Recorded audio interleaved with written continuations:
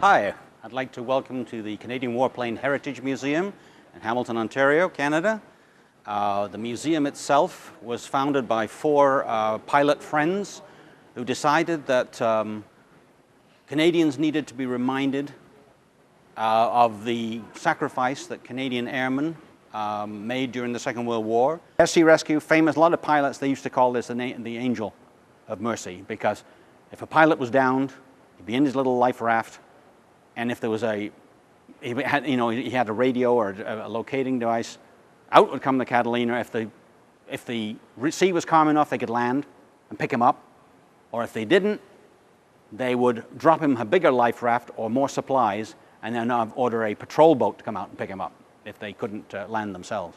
Either had the first shot at a German fighter, or you were the target of a German fighter. So that wasn't the life expectancy was not very good in the tail end of a Lancaster bomber, or any of the other bombers for that matter, actually.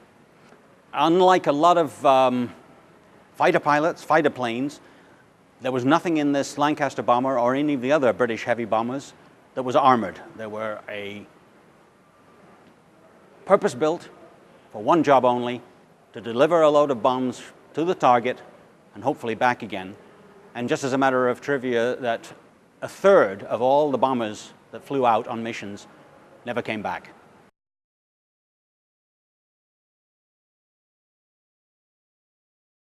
To find the right spot, there are many companies to choose from, and what they'll do is they'll get you on one of these fishing boats and they'll take you out to the Atlantic Ocean, where you'll have the opportunity to look at a few different types of whales. They're hard to come by, but when you see them, you'll enjoy yourself. Two different types of whales that you might see might be minke whales or pilot whales.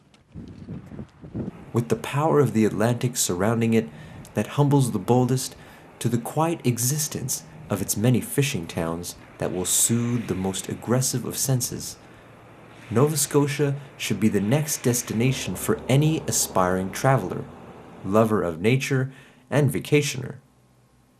We will see you there, with the sun's light in your eyes and the power of the surf in your heart and mind.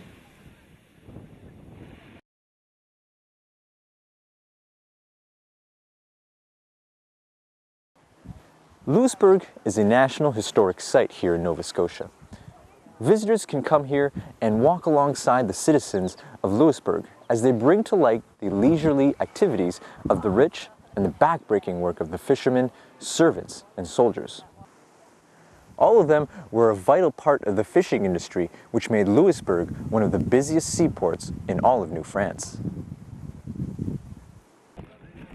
In an effort to keep alive the atmosphere, men, women, and children enact roles of various members of the society and entertain visitors through storytelling, cooking, gardening, and a variety of other activities. Various demonstrations are also carried out, including the firing of muskets as well as cannon salutes. A cannon salute takes place twice in a day and is carried out as it would have during the bygone era. Complete with a march, music, and much enthusiasm, the firing of the cannons is a demonstration that is met with applause and great appreciation on part of the visitors.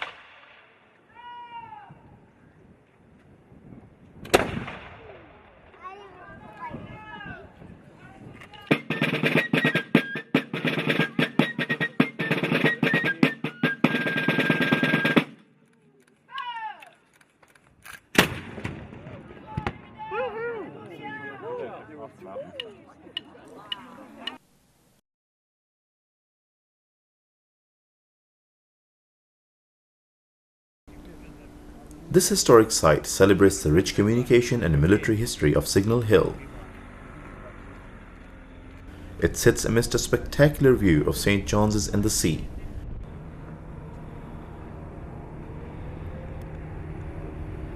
Signal Hill was a reception point of the first transatlantic wireless signal by Guglielmo Marconi in 1901.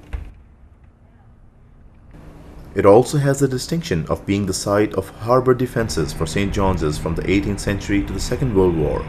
Even today, to reminisce these significant parts of St. John's history, 19th century military drills are held. My name is Gareth McGraw, and I'm a historic interpretator for Signal Hill. Signal Hill here is most renowned for being the first place in the world to receive a transatlantic wireless signal. This was done by Guglielmo Marconi in 1901, where his assistant in Poldhu, England, sent a wireless message from England over to here, where Marconi received it using two large box kites to hold up an antenna. The transatlantic signal later on led to every invention, coming up, including cell phones, AM/FM radio, laptops, Wi-Fi, and just a complete change of the world today. The view of the night is completely in contrast to that of the day. Fog-covered and alone, Signal Hill exudes an almost foreboding presence, with the silence of the night broken by the trespass of the paws of another more inquisitive visitor.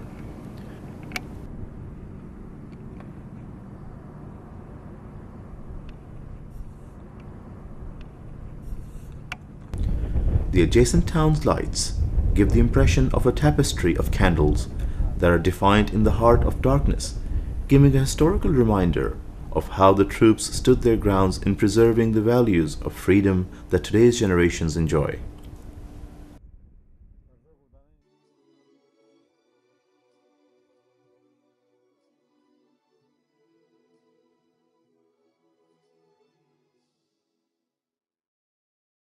Perched on Canada's east coast along the Atlantic Ocean, New Brunswick is the gateway to the Maritimes and home to some of the most incredible marine wonders of the world.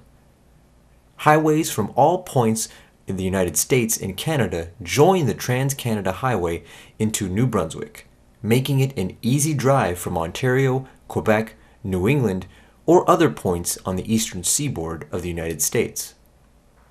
Whether you arrive by car, boat, or airplane, you're sure to experience the magnificent beauty of New Brunswick and a rich kaleidoscope of sights and cultures along the way. Many maritime wonders await you here in New Brunswick, whether it is the Bay of Fundy, housing some of Earth's oldest mountains, or the unique structures of the Hopewell Rocks. Whether you are reveling in the rich architecture of downtown Fredericton or trying to figure out the mysteries of Magnetic Hill, you are sure to enjoy your visit to New Brunswick.